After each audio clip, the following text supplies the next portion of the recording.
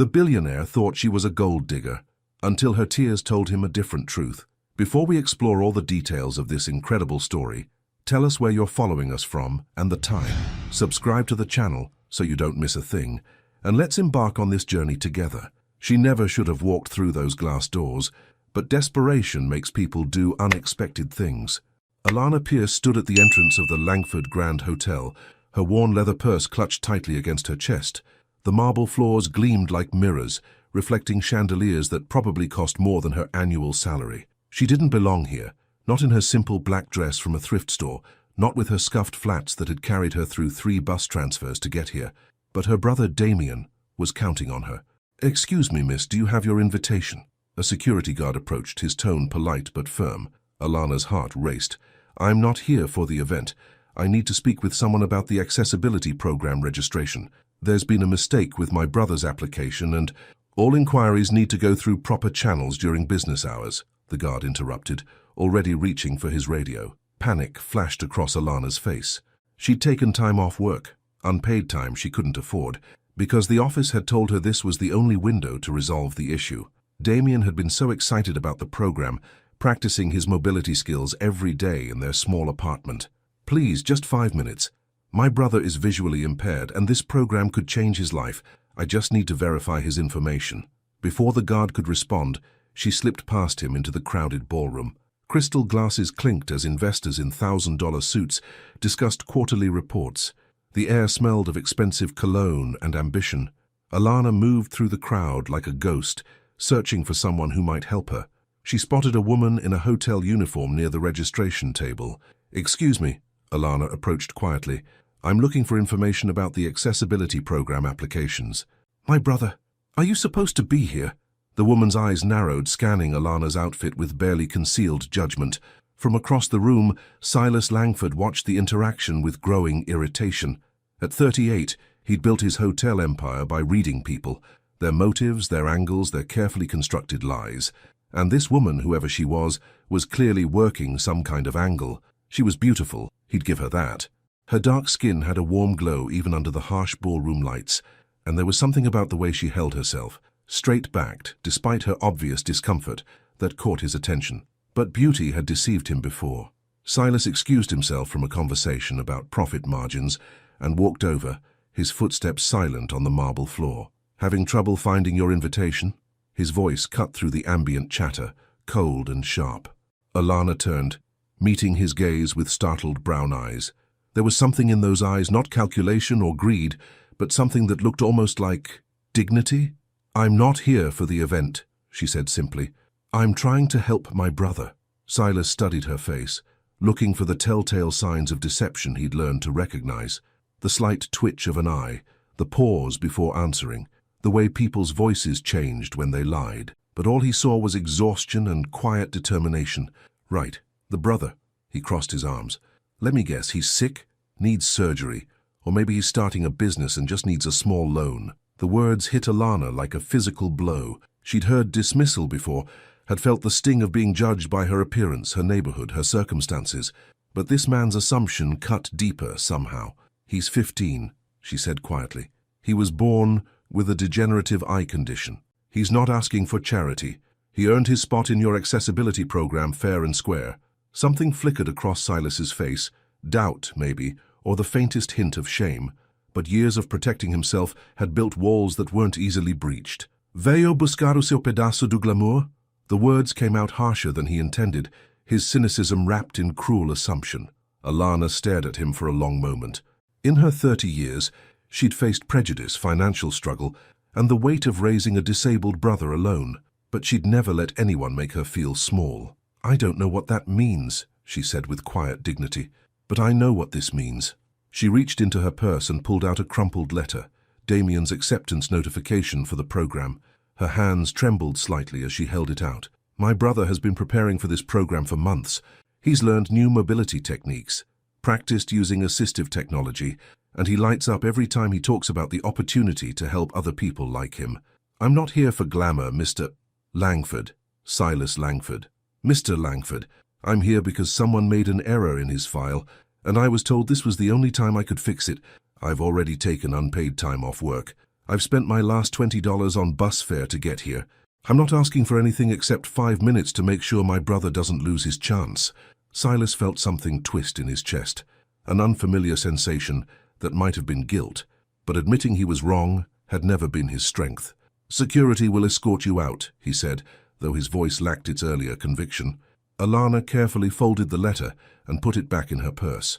She looked at Silas one more time, and he saw something in her eyes that would haunt him for days. Not anger, not desperation, but disappointment. "I hope you never have to watch someone you love lose hope," she said softly.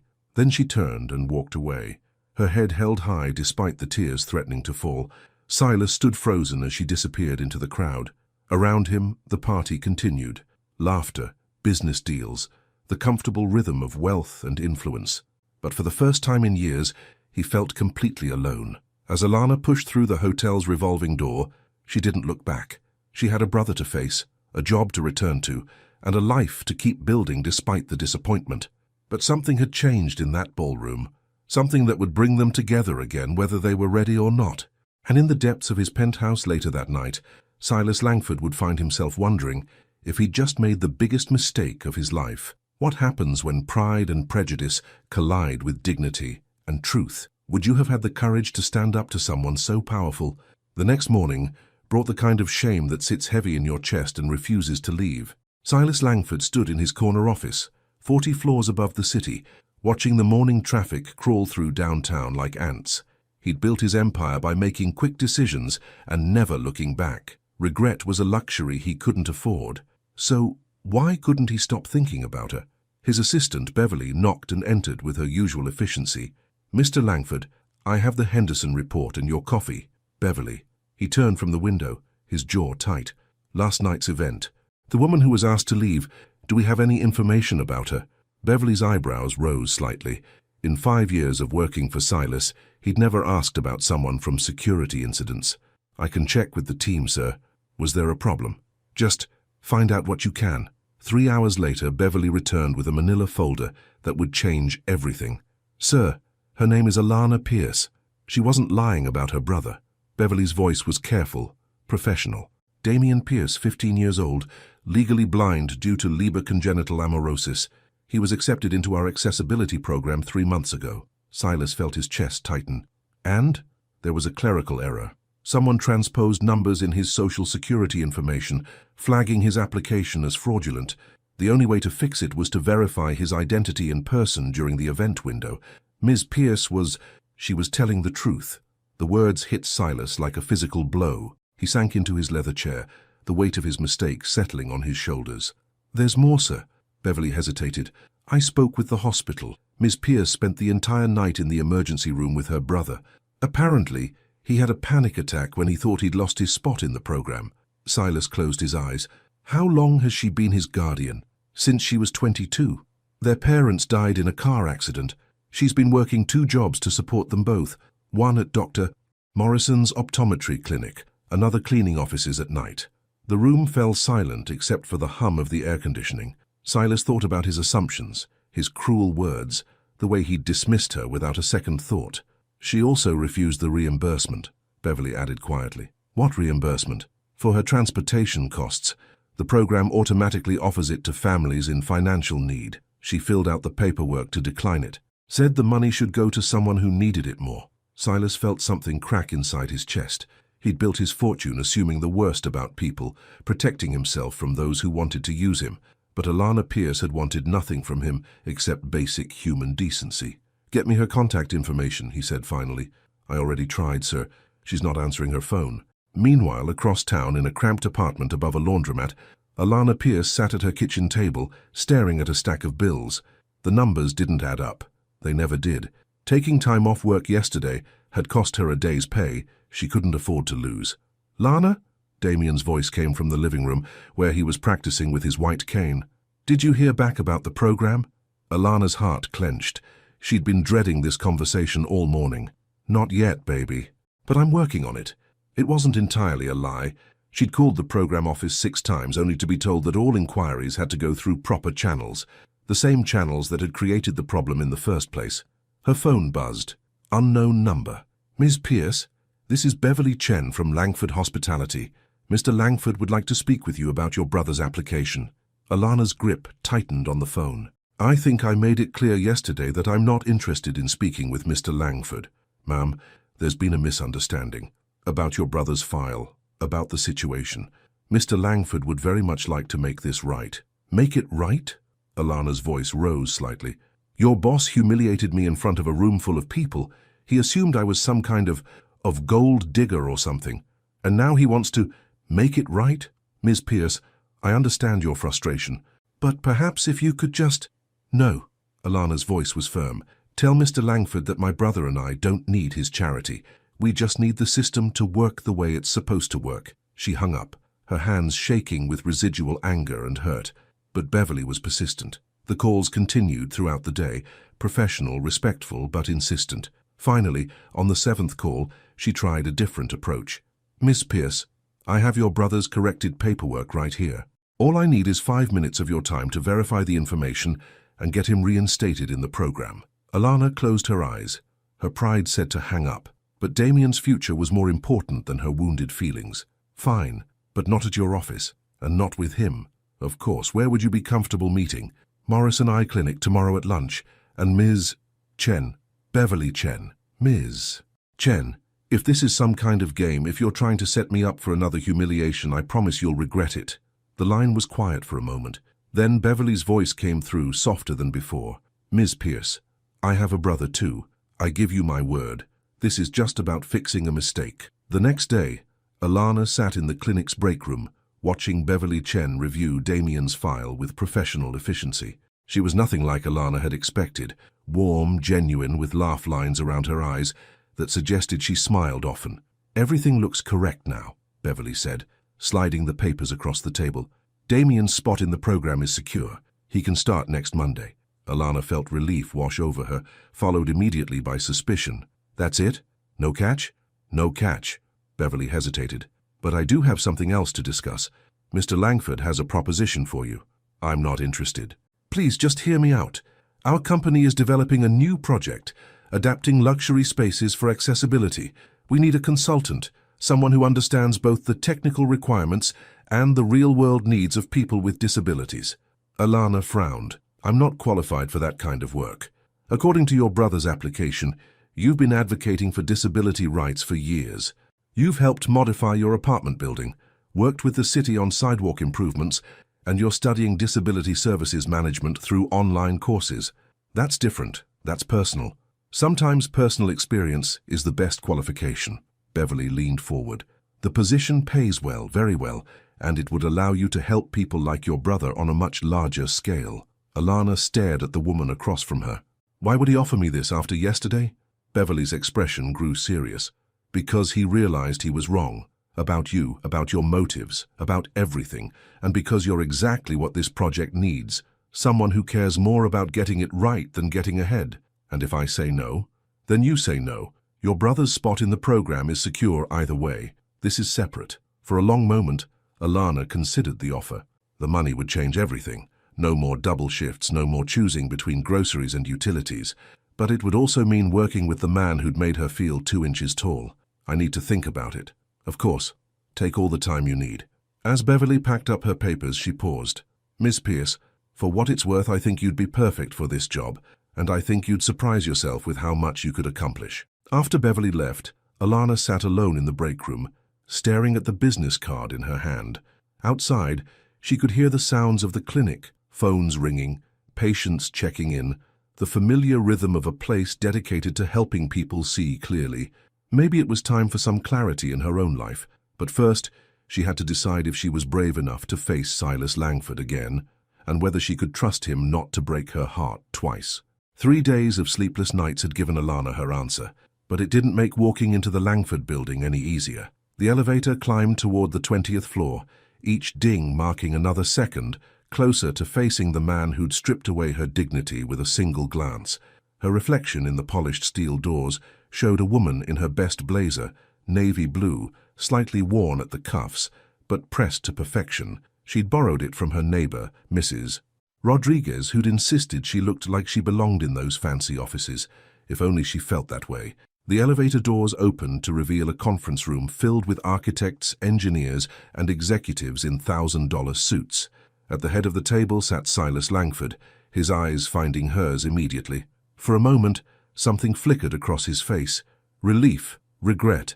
Then his professional mask slipped back into place. "Miss Pierce," he stood as she entered. "Thank you for coming." "Mr. Langford."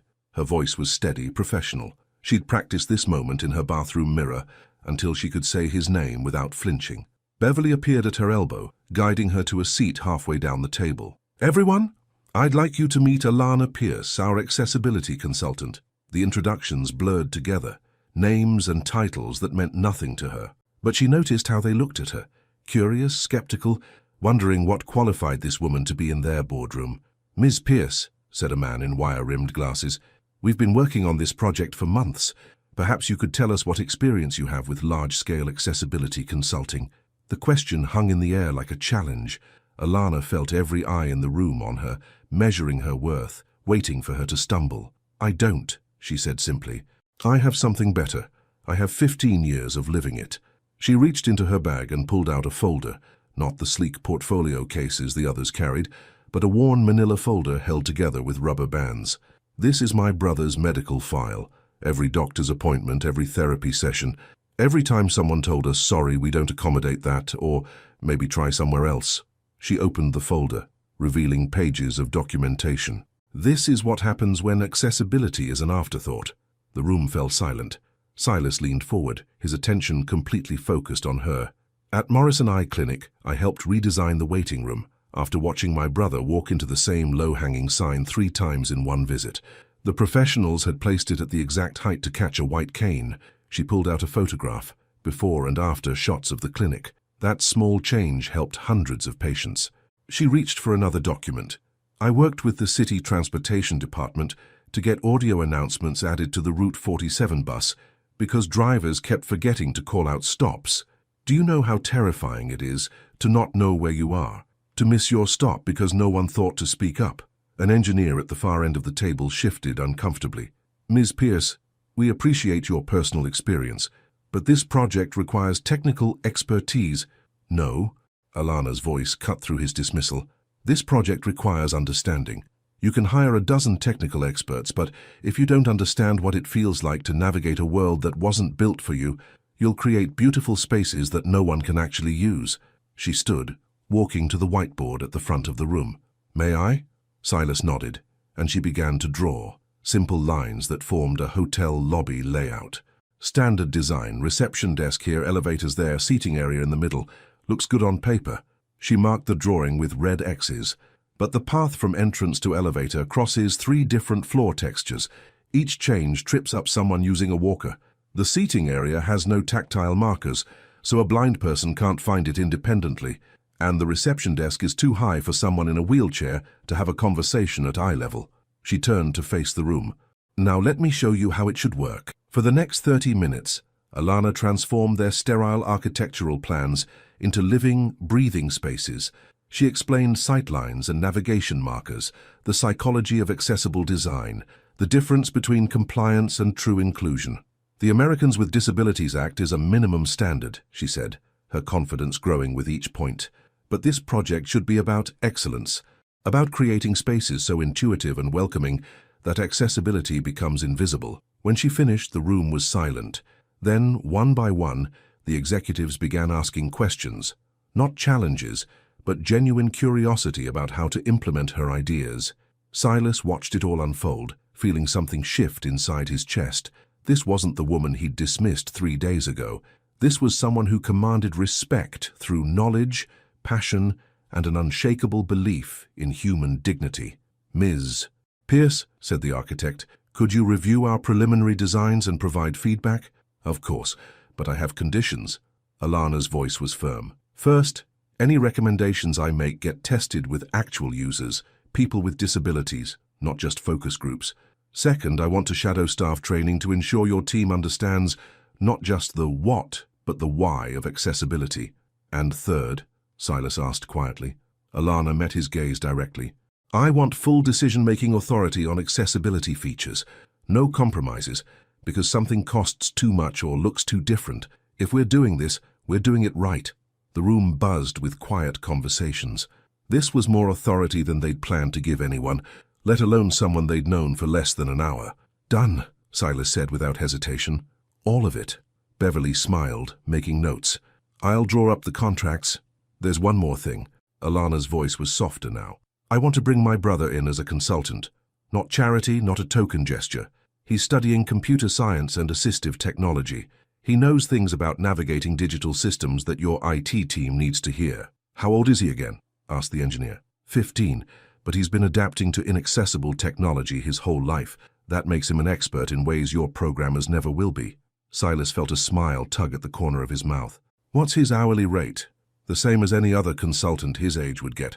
Market rate for his skills, not his disability. Deal. As the meeting broke up, Alana packed her folder with hands that trembled slightly. She'd done it. Not just survived the room, but commanded it. For the first time in days, she felt like herself again. Miss Pierce. Silas's voice stopped her at the door. Could I speak with you privately? The room emptied, leaving them alone with the weight of everything unsaid. I owe you an apology, he began, but she held up a hand. You owe me respect. Moving forward, the apology is just words. Silas nodded slowly. You're right, but I need you to know what I said, what I assumed about you. There's no excuse for it. No, there isn't. Her voice was quiet but firm. But there's a reason for it. Someone hurt you badly enough that you see enemies everywhere. That's not my problem to solve. The words hit him like a physical blow because they were true. How do you do that? See through people so clearly? When you've been invisible your whole life, you learn to really see others. She shouldered her bag. I'll see you next week, Mr. Langford. We have work to do. As she walked away, Silas stood alone in the empty conference room, wondering if he'd just met the woman who would change everything, or if he'd already lost her before he'd even begun to find her. Working with someone you're trying not to think about is harder than it sounds. 2 weeks into the project, Alana had established a routine that carefully avoided Silas Langford. She arrived early, worked with the design team, conducted site visits, and left before he finished his executive meetings. It was professional, efficient, and absolutely exhausting. You're avoiding him like he has the plague, Beverly observed over coffee in the hotel's employee break room. It's actually kind of impressive how you've managed to work on his project for 14 days without having a real conversation. Alana stirred her coffee with more force than necessary. We had a real conversation. I told him what I needed. He agreed to my terms. Everything else is just business. Right. And the fact that he asks about your progress every morning has nothing to do with business. He's a control freak. Of course he wants updates.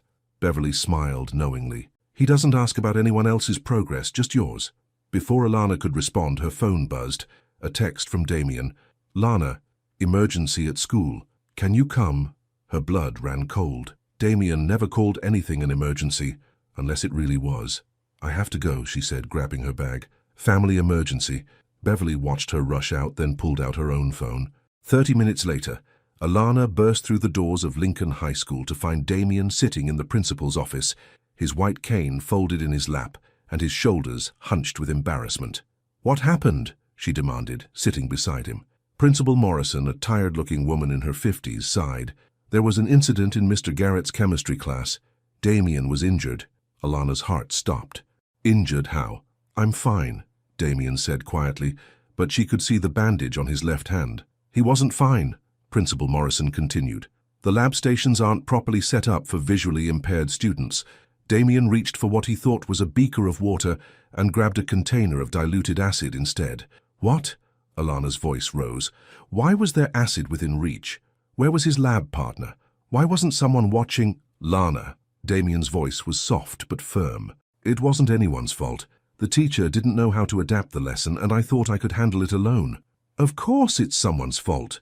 Alana stood, pacing the small office. This is exactly what I've been saying. You can't just throw someone into a situation without proper accommodations and hope for the best. Ms. Pierce, Principal Morrison said carefully, we understand your frustration, but do you, because my brother is sitting here with a chemical burn because your school talks about inclusion without actually practicing it? A knock on the door interrupted her building tirade. Principal Morrison frowned. Come in. Silas Langford stepped into the office, and Alana's jaw dropped. What are you doing here? Beverly told me what happened. I came to help. We don't need your help, Alana said automatically, but her voice lacked its usual conviction. Silas ignored her protest and turned to Principal Morrison. I'm Silas Langford from Langford Hospitality. I understand you've had a safety incident involving inadequate accessibility accommodations. The principal's eyes widened slightly. Everyone in the city knew the Langford name. Mr. Langford, I appreciate your concern, but this is a school matter. It's a liability matter, Silas said smoothly, and potentially a violation of federal accessibility requirements. I'd like to speak with the chemistry teacher and review your accommodation protocols. Silas, Alana said quietly, you don't have to. He looked at her directly for the first time in 2 weeks. Yes, I do. 20 minutes later, they sat in Mr. Garrett's empty classroom while the young teacher nervously explained his lesson plan. Damien had remained quiet through most of it, but Alana could see his frustration building. I tried to describe everything verbally, Mr. Garrett was saying, but it's hard to explain spatial relationships when someone can't see the equipment. Did you consider tactile maps of the lab station? Damien asked quietly. Or pre-positioning materials in a specific order? No. I didn't know those were options. Silas studied the lab setup with the same analytical eye he brought to hotel designs. This layout is dangerous for everyone, not just visually impaired students. Equipment too close together, no clear pathways, chemicals stored at inconsistent heights. The school district doesn't have funding for lab renovations, Principal Morrison said defensively. They have funding for lawsuits, Silas asked mildly. Alana watched him work, seeing a side of him she hadn't expected. He wasn't throwing money at the problem or demanding immediate changes. He was asking questions, listening to answers, treating Damien like an expert rather than a victim. Damien, Silas said, if you were designing this lab, what would you change first? For the first time that day, Damien straightened up. Consistent organization. Everything in the same place every time. And better communication. Not just verbal instructions, but tactile cues and systematic approaches to each experiment. Show me, Silas said simply. For the next hour, Damien walked them through the lab, explaining how small changes could make big differences. Alana watched her brother come alive as he demonstrated techniques he'd learned, shared adaptations he'd developed, and articulated solutions that made sense for everyone. The handrail system could guide students to each station, he explained, his confidence growing. And if we reorganize the chemical storage by frequency of use instead of alphabetically, it creates natural safety barriers. Silas took notes on his phone, asking follow-up questions that showed he was actually listening. What about digital integration? Screen readers for lab instructions? Already exists, Damien grinned. But the software needs to be compatible with the hardware. Most schools buy them separately and then wonder why they don't work together. How much would it cost to fix this properly? Silas asked Principal Morrison. More than we have, she admitted. Get me an estimate for this lab and any other accessibility issues in the school. He handed her his business card. Send it to me directly. Mr. Langford, that's very generous, but it's not generosity. It's investment. Damien here just solved problems my engineers have been struggling with for months. I'd rather pay for proper education than deal with preventable accidents. Alana stared at him. You can't just buy your way into fixing this. I'm not buying anything. I'm hiring consultants. He looked at Damien. How would you like a summer internship? Real pay, real responsibilities, working on accessibility technology integration. Damien's face lit up like Christmas morning. Seriously? Dead serious. But you'll have to work with my IT team and they're ruthless perfectionists. I can handle that, Damien said confidently. As they walked to the parking lot, Alana felt emotions warring in her chest. Gratitude, confusion, and something else she didn't want to name. Why did you do that? She asked quietly, while Damien called his friend to share the news. Silas stopped walking. Because he needed an advocate, and you were busy protecting him instead of empowering him. The words stung because they were partially true. I've been protecting him his whole life. I know, and you've done an amazing job, but maybe it's time to let him protect himself. They stood in the afternoon sunlight, the weight of unspoken things hanging between them. Thank you, she said finally, for coming, for listening, for seeing him instead of his disability. Thank you for letting me help. He paused. Maybe we could grab dinner sometime to discuss the project. Alana felt her walls instinctively rising. Silas, just dinner, Alana, professional, but maybe we could try being professional friends instead of professional strangers. She looked at him, really looked, and saw not the arrogant billionaire from the hotel, but a man who'd spent his afternoon listening to a teenager explain chemistry safety with genuine interest. "Maybe," she said softly, "but you're buying." The restaurant was nothing like what Alana had expected. Instead of the expensive downtown establishments she'd imagined Silas frequenting, he'd chosen a small Italian place in her neighborhood, the kind with checkered tablecloths and a grandmother in the kitchen who personally tasted every sauce. "You know this place?" she asked as he held the door open for her. "I looked it up. 5 stars on every review site, and 3 different people mentioned it was where locals go to feel at home." He paused. "I figured you might be more comfortable somewhere that felt familiar." The thoughtfulness of it caught her off guard. She'd spent an hour getting ready, trying on 3 different outfits, and telling herself this was just a professional dinner. But sitting across from him now, watching him study the handwritten menu with genuine interest, she felt her carefully constructed walls beginning to shift. "The lasagna here is incredible," she said, breaking the silence. "Mrs. Catalano makes it the same way her mother did in Sicily." "Mrs. Catalano, the owner. She'll probably come over to check on us at least twice. Fair warning, she's going to ask if you're my boyfriend." Silas nearly choked on his water. What should I tell her?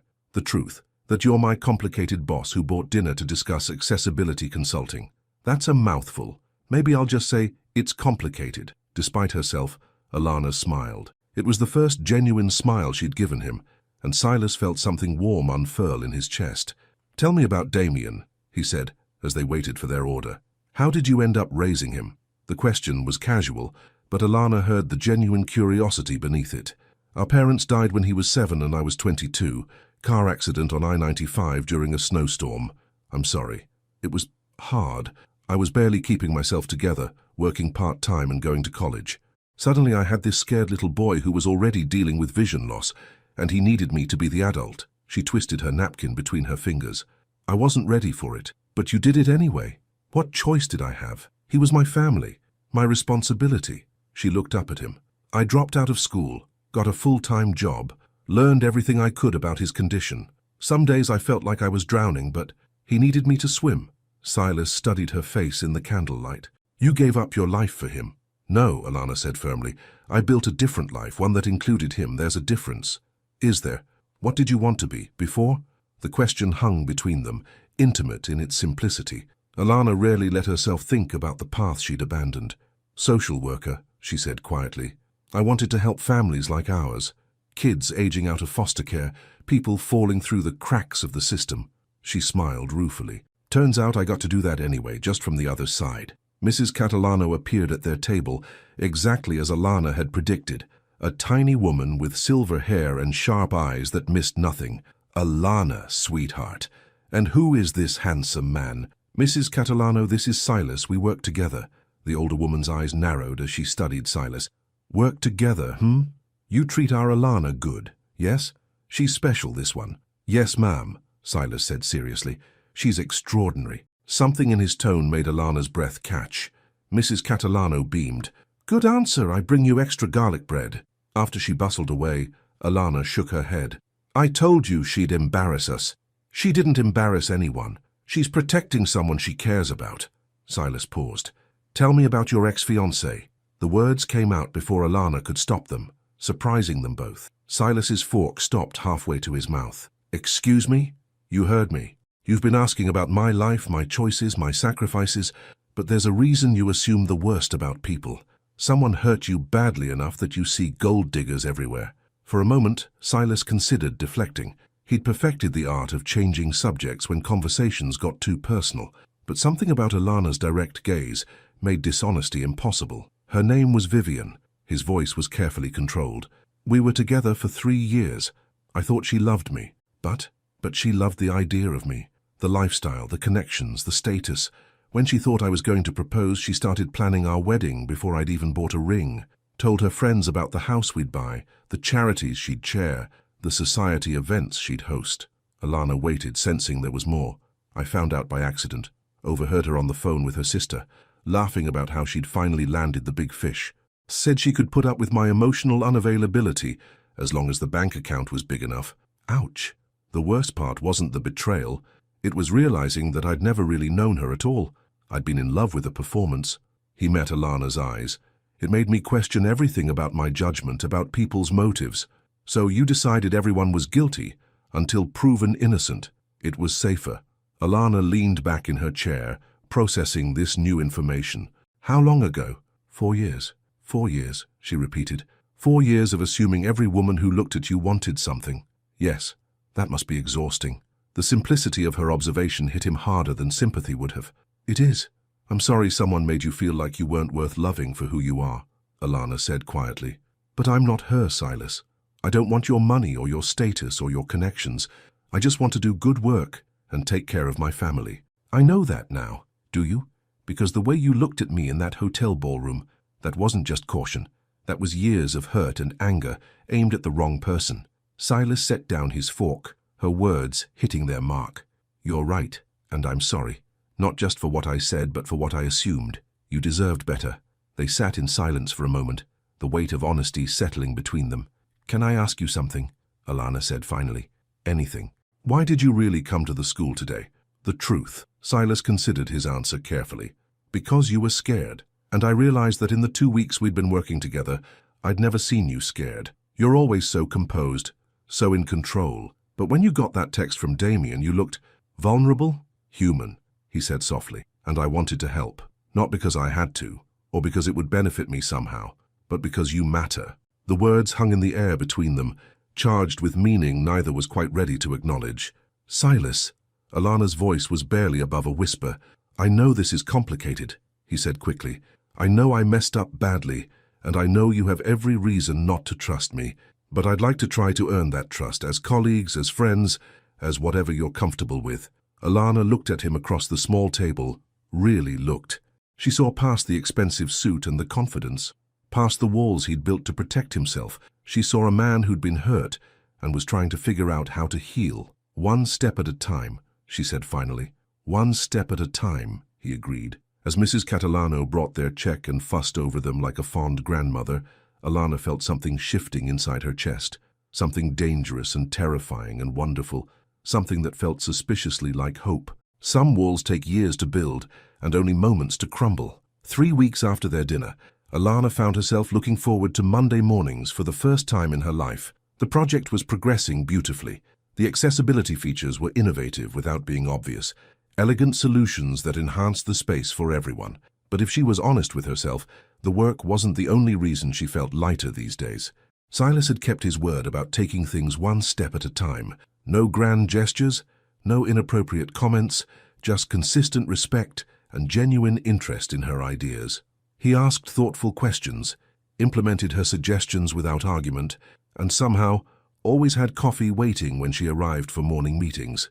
You're humming, Beverly observed, as they walked through the hotel's lobby, reviewing the installation of new tactile flooring markers.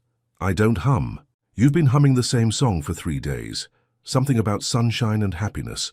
Alana felt heat rise in her cheeks. I'm just pleased with how the project is coming along. Uh-huh. And the fact that Silas cancelled his quarterly investor dinner to attend Damien's school science fair presentation has nothing to do with your good mood? The memory made Alana's chest warm. Damien had been presenting his accessibility app prototype, a navigation system for visually impaired students that integrated with existing school technology. Silas had not only attended, but asked technical questions that showed he'd actually studied Damien's preliminary notes. He was being supportive of an employee, Alana said, but her voice lacked conviction. Right. And I'm sure that's why he spent 20 minutes arguing with the judge, who tried to dismiss Damien's project as too niche for practical application. That had been the moment Alana felt her last defenses beginning to crack. Watching Silas passionately defend her brother's work, seeing the pride in Damien's face when someone that important believed in him, it had stirred something in her chest that she'd been trying to ignore for weeks. Ms. Pierce, a voice interrupted her thoughts. She turned to see Thomas Walsh, the hotel's head of operations, approaching with a concerned expression. Could I speak with you privately? Beverly made an excuse and disappeared, leaving Alana alone with Thomas in an alcove near the elevators. Is there a problem with the accessibility installations? She asked. Thomas shifted uncomfortably. Not exactly, it's about Mr. Langford. Alana's stomach tightened. What about him? I've been with this company for 12 years and I've never seen him act the way he does around you. I'm not sure what you mean. He's different, Softer. He actually listens when staff members make suggestions now, asks about their families, remembers their names. Thomas paused. The thing is, there are people who've noticed the change, people who aren't happy about it. What people? Board members, investors. They're starting to ask questions about his judgment, about whether he's letting personal feelings affect business decisions. Alana felt cold dread settling in her stomach. Are you saying I'm bad for business? I'm saying there are people who think you're a distraction, and they're not wrong. You are distracting him. The question is whether that's a good thing or a bad thing. Before Alana could respond, Thomas continued. For what it's worth, I think it's the best thing that's happened to him in years. But you should know that there's going to be pressure. Questions about your qualifications, your relationship, your motives. My motives. You're a single mother raising a disabled brother, working multiple jobs to make ends meet. Then suddenly you're consulting on a multi-million-dollar project and your boss is interested. People are going to talk. The words hit Alana like a physical blow. She'd been so focused on fighting her own assumptions about Silas that she hadn't considered how others might perceive their growing connection. Thank you for telling me, she said quietly. Ms. Pierce, Alana, don't let them make you feel like you don't belong here. You've revolutionized how we think about accessibility, but be careful. Some people would rather tear down something beautiful than admit they were wrong about it. That evening, Alana sat in her apartment staring at the business proposal Silas had given her that afternoon.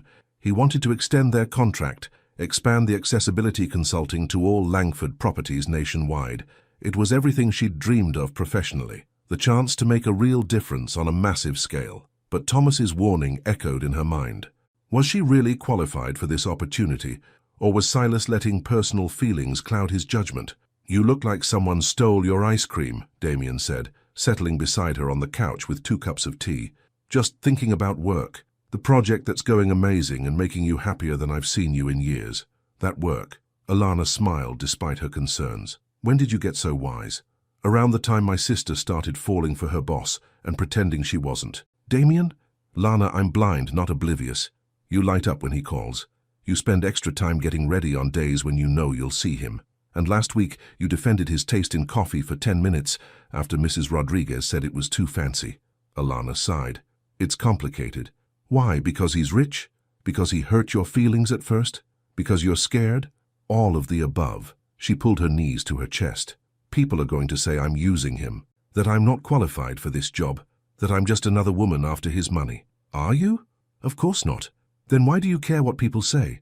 The simplicity of the question stopped her cold. Why did she care? She'd spent her entire adult life proving herself, fighting for respect, refusing to be dismissed or underestimated.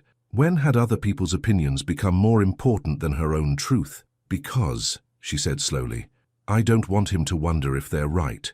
Has he given you any reason to think he doubts you? She thought about the past month, how Silas had implemented every one of her suggestions, how he'd fought for Damien's ideas, how he'd looked at her during their dinner like she was the most fascinating person in the room. No, she admitted. Then trust him. And more importantly, trust yourself. Her phone buzzed with a text from Silas. Working late again. Want to grab coffee and go over the expansion proposal? She stared at the message, her finger hovering over the keyboard. She could play it safe, maintain professional distance, protect herself from potential heartbreak and public scrutiny, or she could be brave. Give me 20 minutes, she typed back. An hour later, they sat in the hotel's empty restaurant, the expansion proposal spread across the table between them. Silas had explained the scope, the timeline, the unprecedented authority she'd have over accessibility standards across his entire company. It's an incredible opportunity, she said, though her voice was more subdued than he'd expected. But Alana looked up at him, seeing the concern in his dark eyes. People are going to talk. About us, about my qualifications, about whether you're making business decisions with your heart instead of your head. Are you worried about what people say, or are you worried they might be right? The question was gentle but direct, so typically Silas that it made her smile despite her anxiety. Both, she admitted. Alana, look at me. He waited until she met his eyes. I've made a lot of business decisions in my career, some good, some terrible, all of them based on data, projections, and calculated risks. This proposal isn't about my feelings for you. It's about the fact that you're revolutionizing how we think about accessibility. Your feelings for me? He'd said it without thinking, and now the words hung between them like a challenge. "Yes," he said simply. "I have feelings for you. Complicated, inconvenient, completely unprofessional feelings that I'm trying very hard to keep separate from business decisions. How's that working out?" "Terribly," he admitted with a rueful smile. "But the proposal stands regardless. You're brilliant at what you do, and I want the best for my company. Those two facts are related but not dependent on each other." Alana felt something settle in her chest, a peace she hadn't realized she'd been searching for. "In that case," she said, picking up the pen, "I accept." As she signed her name, Silas felt his heart do something unprecedented in his chest. Not just happiness at her acceptance of the proposal, but something deeper. Something that felt dangerously like hope for a future he hadn't dared to imagine. "Alana," he said softly as she set down the pen. "Yeah, thank you for taking the chance. On the job, on trusting me, on whatever this is between us." She looked at him across the table, this man who'd gone from adversary to ally to something much more complicated, and felt herself finally, fully falling. "One step at a time," she reminded him, but her smile was warm with promise. The invitation arrived on cream-colored paper with gold-embossed lettering, the kind that whispered old money and exclusive circles. "The Langford Foundation Annual Gala," Alana read aloud, standing in her tiny kitchen while Damien made breakfast. "A celebration of excellence in hospitality and community service." "Sounds fancy," Damien said, cracking eggs into a pan. "Are you going?" Alana stared at the elegant script.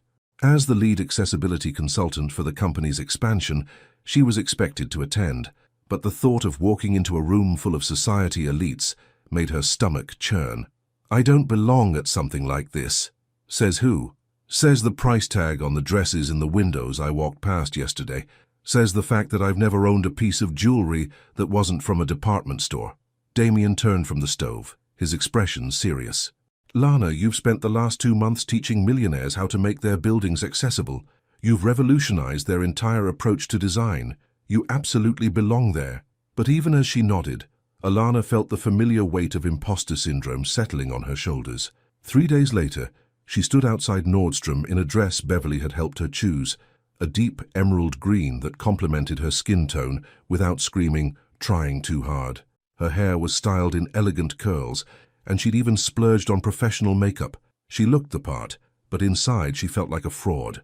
The Langford Grand Hotel ballroom had been transformed into something from a fairy tale. Crystal chandeliers cast warm light over tables draped in ivory silk, and arrangements of white roses and gold accents created an atmosphere of effortless elegance. Alana found her assigned table and took a deep breath. She could do this. She belonged here. Well, well, if it isn't the accessibility expert. Alana turned to find a woman in a stunning black gown approaching her table. The woman was probably in her early 40s, with platinum blonde hair styled in a perfect chignon and diamonds that caught the light with every movement. "I'm sorry, have we met?" Alana asked politely. "Not formally. I'm Vivian Hartford. I believe you know my ex-fiancé." The name hit Alana like ice water. This was Vivian, the woman who'd broken Silas's trust, who'd made him believe that everyone had an angle. "I see," Alana said carefully. "Nice to meet you." Vivian's smile was sharp as a blade. "I have to say, I'm curious about you. When I heard Silas was working closely with someone new, I expected, well, someone more like us. Like us. From the right families, the right background, someone who understands how these things work." Vivian's eyes swept over Alana's dress, and though her expression remained pleasant, there was cruelty in her assessment. "But I suppose he's always been drawn to charity cases." The words were designed to wound, and they found their mark. Alana felt heat rise in her cheeks, but she kept her voice steady. "I'm here because I'm good at my job, Miss Hartford." "Oh, I'm sure you are. But we both know there are other qualifications that matter in Silas's world." "I should know. I played that game for 3 years." Before Alana could respond, she felt a familiar presence beside her. "Vivian." Silas's voice was ice-cold as he appeared at Alana's shoulder. "I didn't realize you were in town." "Silas, darling, you look wonderful." Vivian's demeanor shifted instantly, becoming warm and intimate. "I was just getting acquainted with your consultant.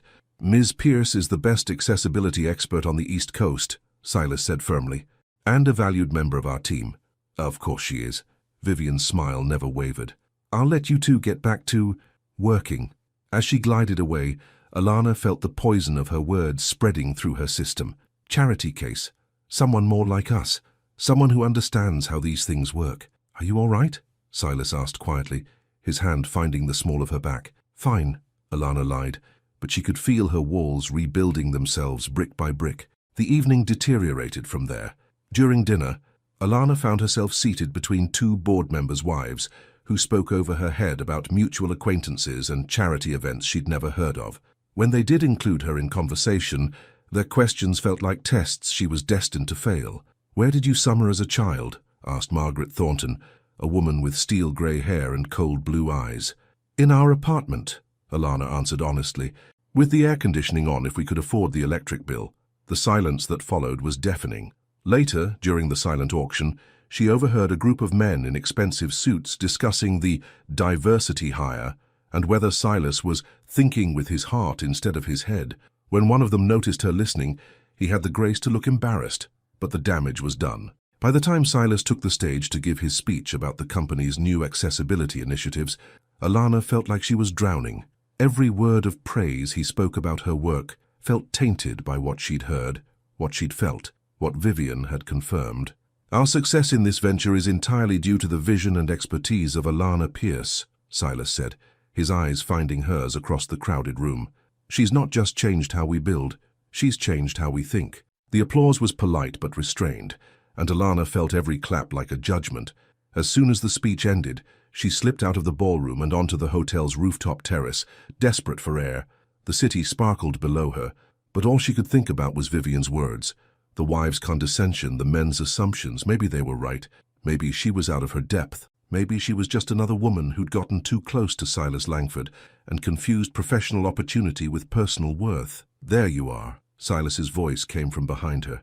"I've been looking everywhere. I needed some air." He joined her at the railing, studying her profile in the moonlight. "What happened tonight? You seem different, out of place, like I don't belong here?" The words came out sharper than she'd intended. "Upset," he finished quietly. "You seem upset." Alana laughed, but there was no humor in it. "Your ex-fiancé called me a charity case. Your board members think I'm a diversity hire who's clouding your judgment. And you know what?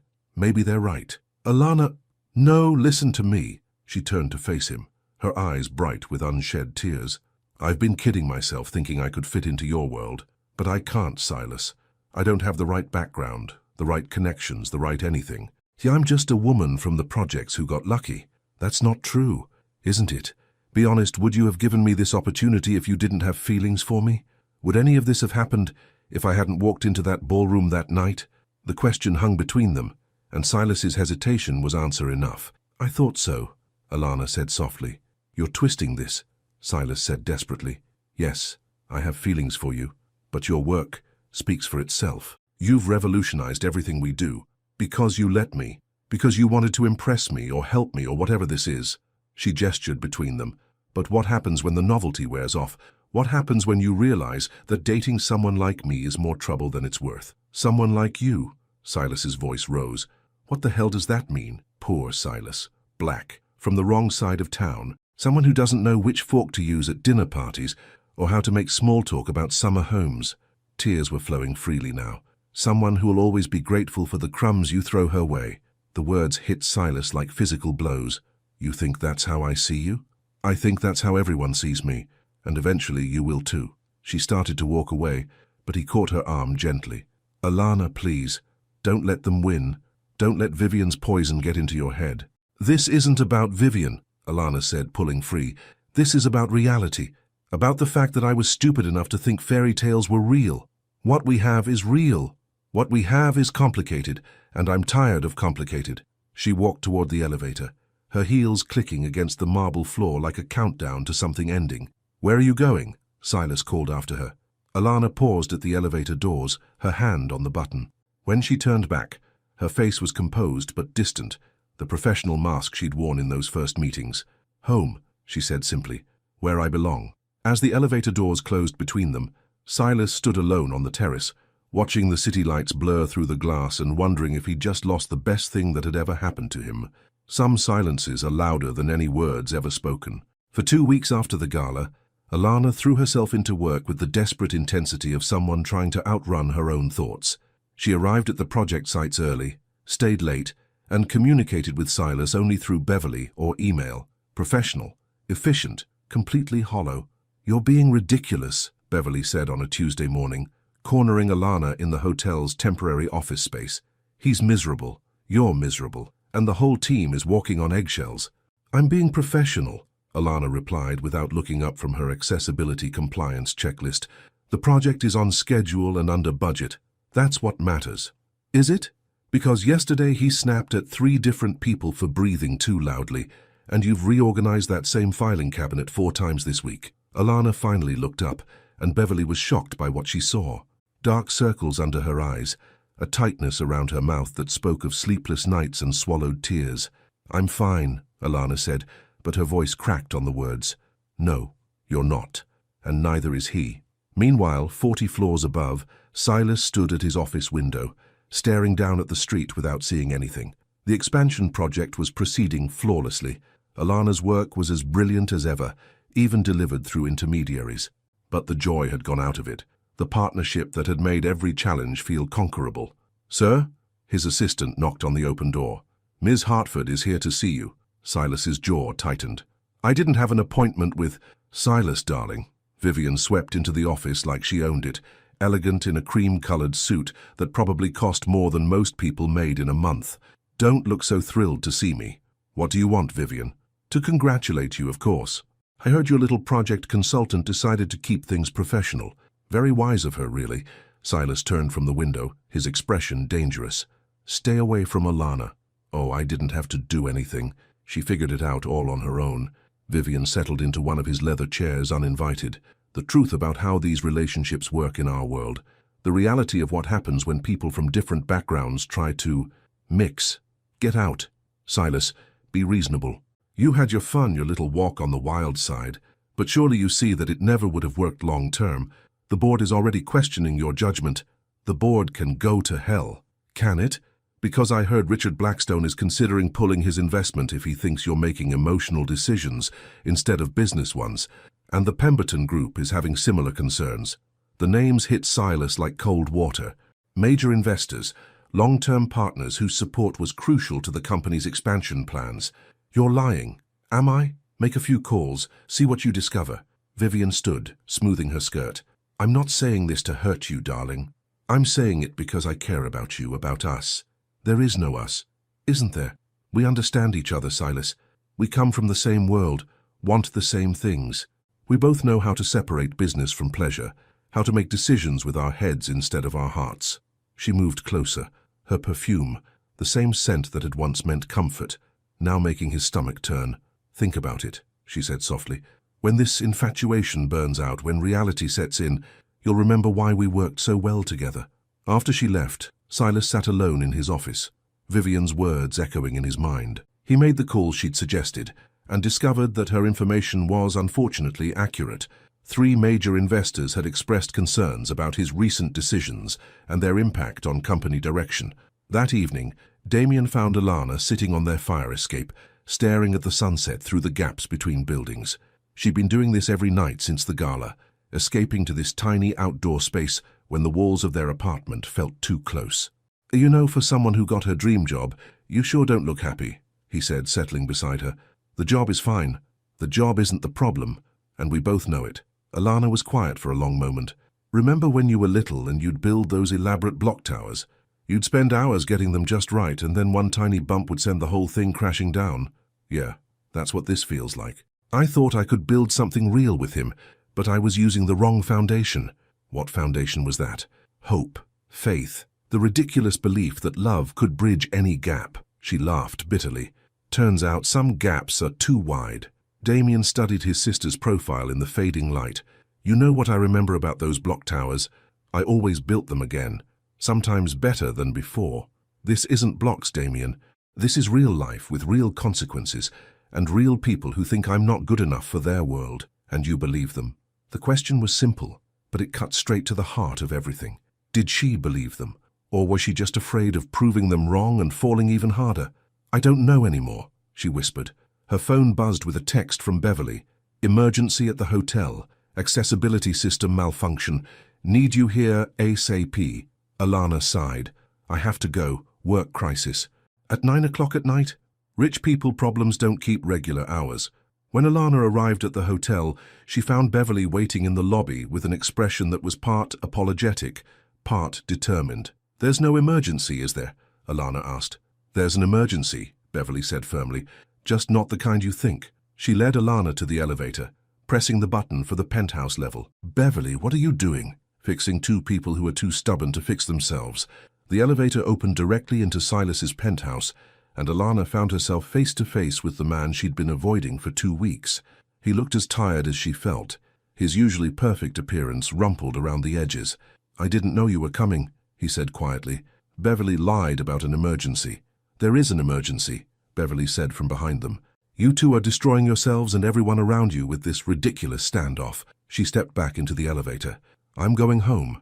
You two are going to stay here and talk until you remember why you fell for each other in the first place." The elevator doors closed, leaving them alone in the vast space of Silas's penthouse.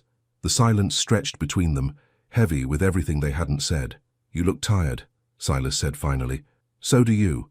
I've been thinking about what you said at the gala." Alana's chest tightened. "Silas, you were right. About some of it anyway. I did give you opportunities partly because of how I felt about you, but not for the reasons you think." She waited, not trusting herself to speak. "I gave you opportunities because you made me want to be better, not just professionally, but as a person. You challenged everything I thought I knew about business, about relationships, about what really matters." "That doesn't change the fundamental problem," Alana said softly. "We come from different worlds. Your investors are questioning your judgment because of me. That's not going to change. Some of them are. And do you know what I realized? I don't care." The words hung between them, simple but revolutionary. "You should care," Alana said. "This is your company, your life's work. I won't be responsible for destroying that." "You're not destroying anything. You're showing me what's actually worth building." Silas stepped closer, and she could see the exhaustion in his eyes, the way this separation had worn on him. "Vivian came to see me today," he said. Alana felt her heart sink. "Of course she did. She told me about the investors, about the board's concerns. She offered to help me fix the situation. And I told her to go to hell." His voice was firm, certain, "because I finally understand the difference between what she offered me and what you do, which is, she wanted to fit into my world exactly as it was. Never challenge anything, never push for change, never make me question whether the way things have always been done is actually the right way." He paused. "You don't fit into my world, Alana. You make it bigger." Tears began to flow down Alana's cheeks, tears she'd been holding back for 2 weeks.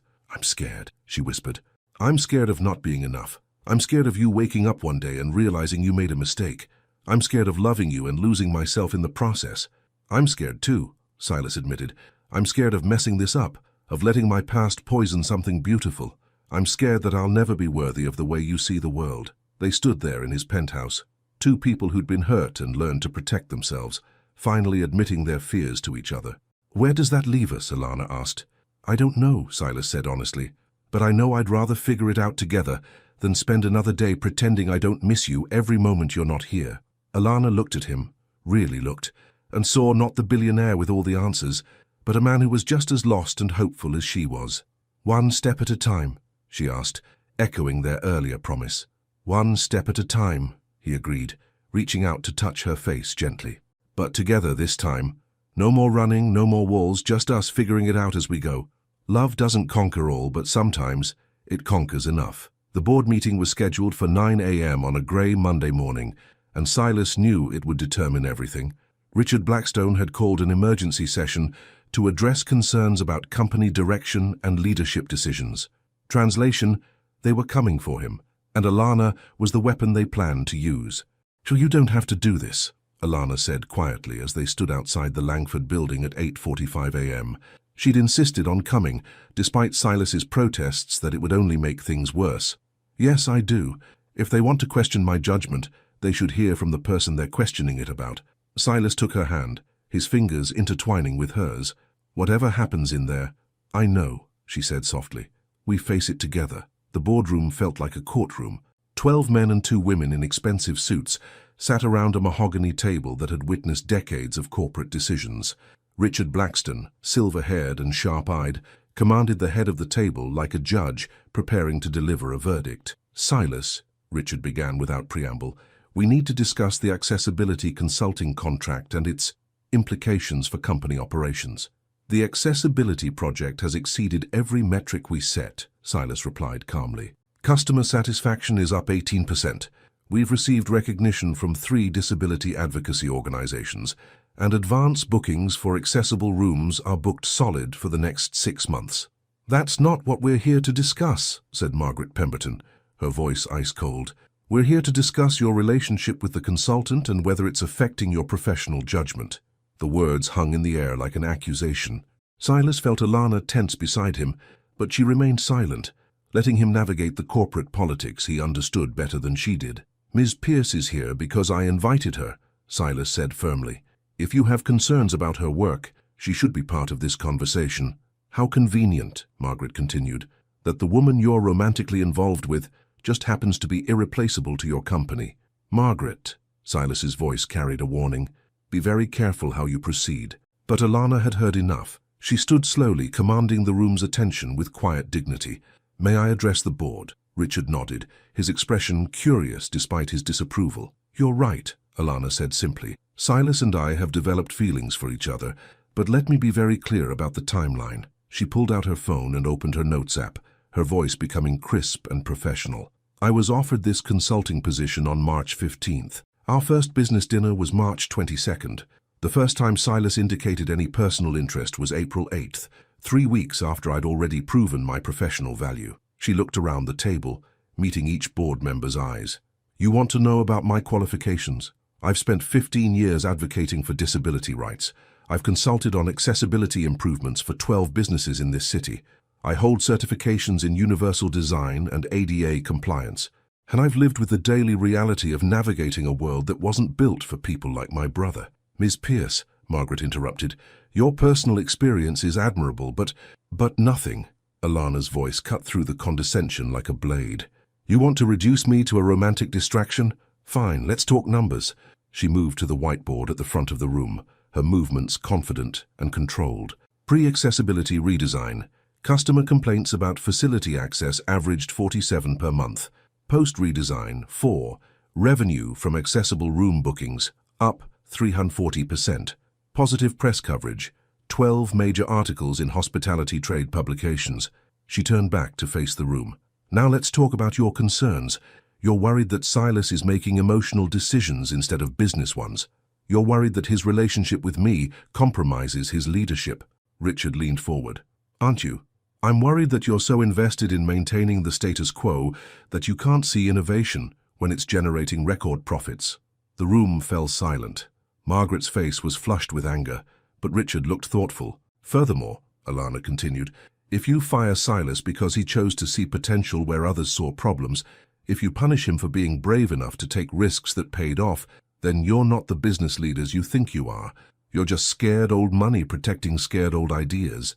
"Ms. Pierce," Richard's voice was dangerously quiet, "you're addressing some of the most successful business leaders in the country.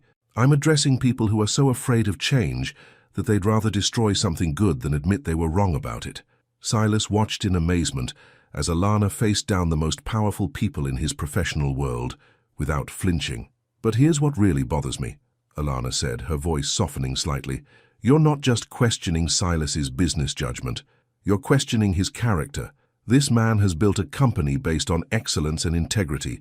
He's revolutionized an industry while maintaining the highest ethical standards. He's created thousands of jobs and contributed millions to charity." She paused, looking directly at Richard. "If you can't see that his personal happiness makes him a better leader, not a worse one, then maybe you're not the advisors he needs." The boardroom was dead silent. Margaret looked apoplectic. Several of the men were staring at their papers. Richard's expression was unreadable. "Ms. Pierce," he said finally, "you have quite a lot to say for someone who's been working here for less than 2 months. I have a lot to say for someone who's spent her entire life watching people be underestimated and overlooked," Alana replied, "including myself until Silas saw past assumptions and gave me a chance to prove what I could do. And if we decide that your relationship with him creates too much of a conflict of interest," Alana felt her heart clench, but her voice remained steady, "then I'll resign. But Silas stays. This company needs him more than it needs to be right about me. The offer hung in the air like a sacrifice. Silas started to object, but Alana's look silenced him.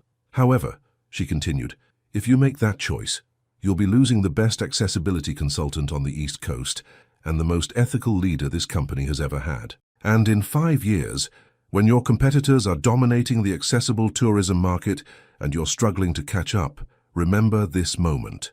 Richard stood slowly, walking to the window that overlooked the city. 20 minutes, he said finally. The board will reconvene in 20 minutes to vote. In the hallway outside the boardroom, Silas pulled Alana into an empty conference room. You didn't have to do that, he said, his voice thick with emotion. Yes, I did. They needed to hear who you really are from someone who sees all of you. Alana, if they vote against us, then we'll figure it out, together. She touched his face gently.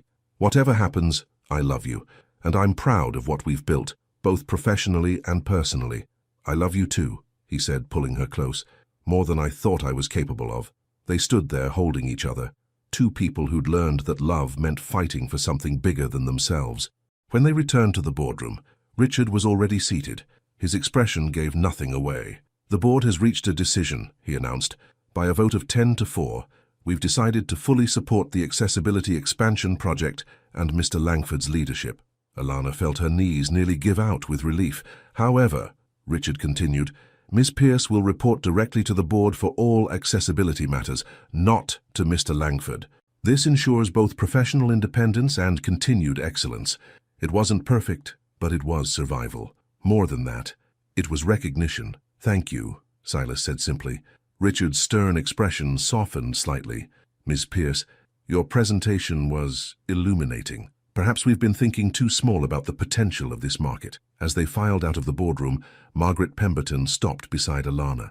You have quite a backbone, young lady, she said quietly. I don't like being challenged, but I respect someone who does it well. Outside the building, Alana finally allowed herself to breathe. We did it, she whispered. You did it, Silas corrected. You magnificent, brilliant, terrifying woman. What happens now? Silas smiled, the first real smile she'd seen from him in weeks. Now we change the world, one accessible hotel at a time. 6 months later, everything had changed, and nothing had changed at all. The rain was coming down in sheets outside the new Langford Accessibility Center, but inside, the atmosphere was electric with anticipation. Journalists, disability advocates, hospitality executives, and city officials filled the bright, open space that had been designed with input from dozens of consultants with lived experience of disability. Alana stood at the back of the room, watching Damien demonstrate the center's cutting-edge navigation technology to a group of fascinated reporters. At 17, he'd grown into his confidence, his voice clear and authoritative, as he explained how tactile pathways integrated with smartphone apps to create seamless indoor navigation. The system doesn't just tell you where to go, he was saying. It learns your preferences. If you prefer elevators to escalators, if you need extra time for transitions, if you use a wheelchair or mobility aid, it adapts. Beverly appeared at Alana's elbow. He's a natural. The tech blogs are already calling him a visionary innovator. He always was, Alana smiled. He just needed the right platform. 6 months ago, Damien had been a scared teenager worried about fitting in. Now he was a paid consultant for 3 major companies and had been accepted early admission to MIT's computer science program. The transformation was remarkable, but to Alana, he was still her little brother who hummed while he coded and left crumbs on the kitchen counter. Ms. Pierce, a young reporter approached with a recorder. Could I ask you a few questions about the center? Of course. When Mr. Langford first announced this project, there were skeptics who said luxury hospitality and full accessibility were incompatible. What would you say to them now? Alana looked around the space. The seamless blend of elegance and function, the way natural light flowed through carefully positioned windows, the gorgeous artwork that also served as tactile navigation markers. I'd say they were thinking too small, she replied. True luxury isn't about exclusivity. It's about creating experiences so perfect that everyone can enjoy them fully. The reporter scribbled notes. And your relationship with Mr. Langford, how has that affected your work? It was the question she'd expected, the one she'd learned to answer with grace instead of defensiveness. Silas challenges me to be better at what I do, she said simply. And I like to think I do the same for him.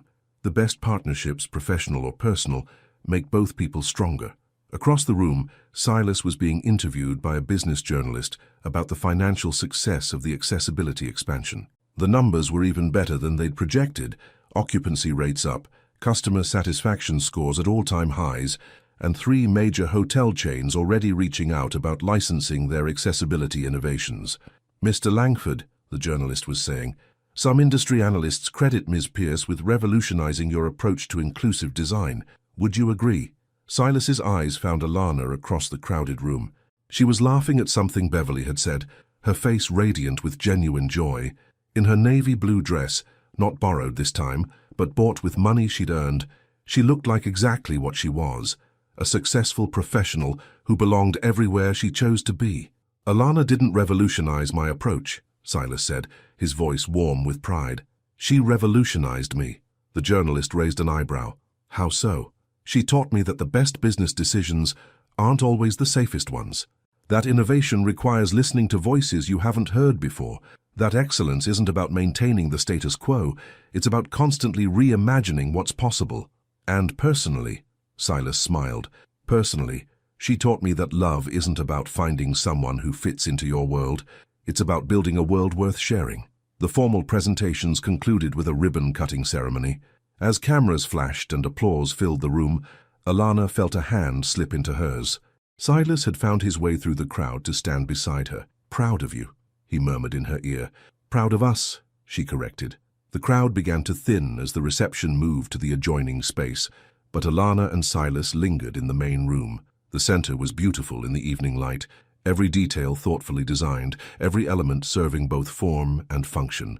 Remember when you said you wanted to help families like yours? Silas asked quietly. When I was 22 and naive about how the world worked. When you were 22 and wise about what mattered. He turned to face her fully. Look around, Alana.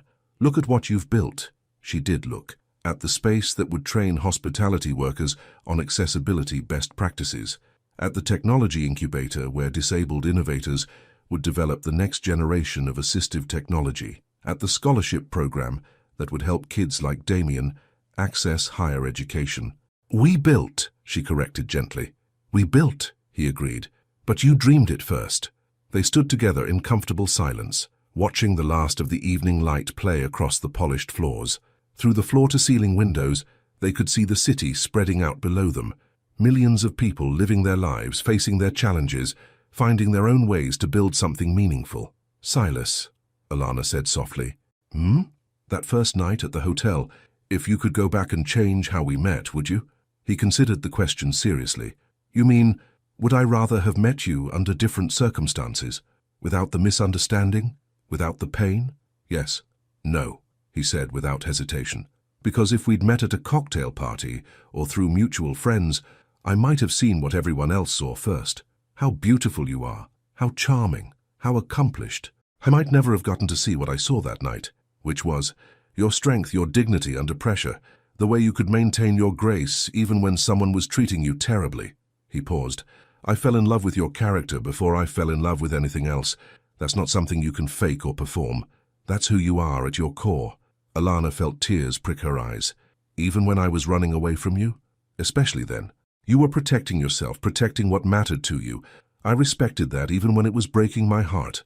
And now I know that loving you doesn't mean changing you or being changed by you. It means choosing each other, every day, exactly as we are. Silas reached into his jacket pocket and pulled out a small velvet box. Alana's breath caught. I know this is fast, he said, dropping to one knee right there in the middle of the accessibility center they'd built together. I know we've only been officially together for 6 months, but I also know that I want to spend the rest of my life building beautiful things with you. He opened the box to reveal a ring that was perfectly, uniquely her, elegant without being ostentatious, the diamond set in a band that curved like a gentle wave. Alana Pierce, will you marry me? For a moment, the room was perfectly silent except for the sound of rain against the windows. Then Alana laughed, a sound of pure joy that echoed through the space. Yes, she said, holding out her hand. Yes, you ridiculous, wonderful man. Yes. As Silas slipped the ring onto her finger, she felt something settle into place in her chest. Not completion, she'd been complete on her own, but a sense of rightness, of two whole people choosing to build something together. "I love you," she whispered as he stood and pulled her into his arms. "I love you too," he said against her hair.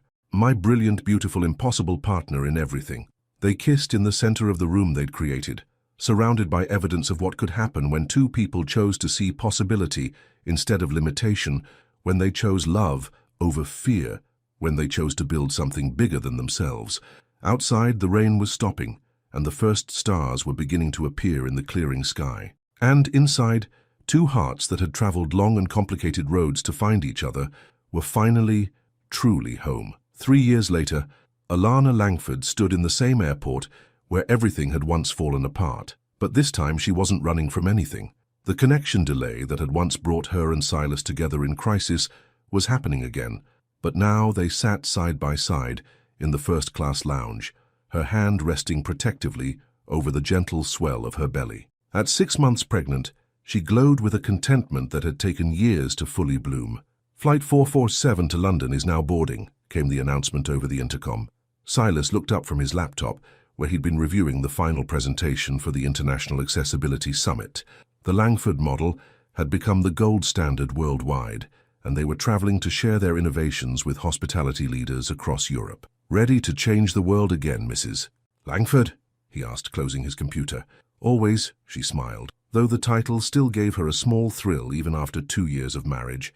Their wedding had been perfect in its simplicity, held in the accessibility center they'd built together, with Mrs. Catalano catering and Damien walking Alana down the aisle with his white cane and the biggest smile anyone had ever seen. Even Margaret Pemberton had cried during the ceremony, later admitting that she'd never seen two people more perfectly matched. As they gathered their belongings, Alana's phone buzzed with a text from Damien, now in his junior year at MIT. "New app launches tomorrow, the one for restaurant navigation. Mum and Dad would be proud of all of us." Mum and Dad. He'd started calling her and Silas that naturally after the wedding, and it never failed to make her heart full. They'd legally adopted him just before his 18th birthday, not because he needed a guardian anymore, but because they wanted to be officially family. "How's our genius brother?" Silas asked, reading over her shoulder. "Changing the world, one innovation at a time," Alana replied. "Just like someone else I know, just like someone I married," he corrected, kissing her temple. The flight to London was smooth, and as they soared over the Atlantic, Alana found herself reflecting on the journey that had brought them here. The accessibility centers now operated in 12 cities.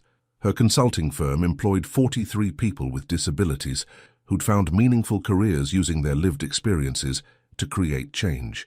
Silas had restructured his entire company around inclusive practices, proving that doing good and doing well weren't mutually exclusive. But perhaps most importantly, they'd learned to love each other not despite their differences, but because of how those differences made them stronger together. "What are you thinking about?" Silas asked, noticing her contemplative expression.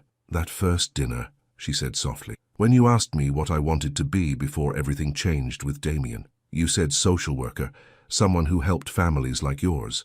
I did become that, didn't I? Just not the way I expected." Silas reached over to touch her belly gently.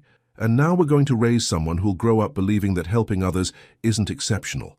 It's just what you do." The baby kicked as if in agreement, and Alana laughed. "I think she agrees with you." She. Dr. Morrison confirmed it yesterday. Hope Elizabeth Langford. Alana smiled. "Hope for obvious reasons, and Elizabeth after my mother." Silas felt tears prick his eyes. Alana had told him stories about her mother, a woman who'd worked 2 jobs to support her family and had taught her daughter that dignity wasn't something anyone could take away from you. "She would have loved you," Alana said softly, reading his expression. "And she would have been so proud of you." They landed in London to news that made them both laugh with joy. Beverly had texted from New York. "Vivian Hartford arrested for embezzling from her charity foundation. Karma has excellent timing." "Should we feel bad for being happy about that?" Alana asked. "Probably," Silas grinned. "But I don't." The summit was a triumph. Alana's presentation on accessibility as innovation driver received 3 standing ovations, and by the end of the conference, they had inquiries from hotel chains in 17 countries. More importantly, they'd connected with advocates and entrepreneurs from around the world who were fighting the same fights, building the same bridges between good intentions and real impact. On their last night in London, they walked along the Thames as the sun set over the city. The baby was active, responding to her mother's movement and the sound of her parents' voices. "Do you ever wonder what would have happened if we'd never met?" Alana asked, leaning against the railing overlooking the water. "Every day," Silas admitted. "And it terrifies me." "Why?" "Because I think I would have stayed exactly where I was. Successful, protected, completely alone." He turned to face her. "You didn't just change my business model, Alana. You changed my definition of success." "Which is?" "Building something that matters with someone you love, surrounded by people who make you better than you ever thought you could be." They stood in comfortable silence, watching the lights of London reflect on the dark water. Around them, life continued. Tourists taking photos, couples walking hand in hand, families creating memories. The world was vast and complicated, full of challenges and opportunities, and people trying to find their way. "Silas? When Hope asks us how we fell in love, what are we going to tell her?" He considered the question seriously. "The truth, that sometimes love begins with misunderstanding, that the people who challenge us most are often the ones we need most, and that the best love stories aren't about finding someone perfect, they're about finding someone worth growing with, and that her parents were brave enough to choose love even when it was scary. Especially that." He pulled her closer. "Because fear is just another barrier, and we've gotten pretty good at breaking down barriers." As they walked back to their hotel, Alana felt the baby settle, as if she too was content with the story of how her parents found each other. It wasn't a fairy tale. There had been too much real struggle, too many genuine challenges, too much growth and change for that. It was something better. It was a love story that had been earned, built day by day, choice by choice, one step at a time. And as they fell asleep in their hotel room overlooking the city, Alana's hand in Silas's and their daughter moving gently between them, all three of them were exactly where they belonged. Years later, when Hope Langford would ask her parents about love, as all children eventually do, they would tell her that love isn't about finding someone who completes you. Love is about finding someone who inspires you to complete yourself while building something beautiful together. And sometimes, if you're very lucky, that someone starts as a stranger, who sees you exactly as you are and chooses to stay anyway. The greatest love stories don't end with happily ever after. They end with happily ever growing. What kind of love story are you writing with your life? Thank you for joining us on Alana and Silas's journey. Their story reminds us that love worth having is love worth fighting for, and that sometimes our greatest challenges become our greatest blessings. Your participation in this channel is very important. Please leave your opinion in the comments. Thank you so much for watching until the end. If you enjoyed this story, don't forget to subscribe to the channel, leave a like, and comment your thoughts. Your participation is very important to us. See you next time.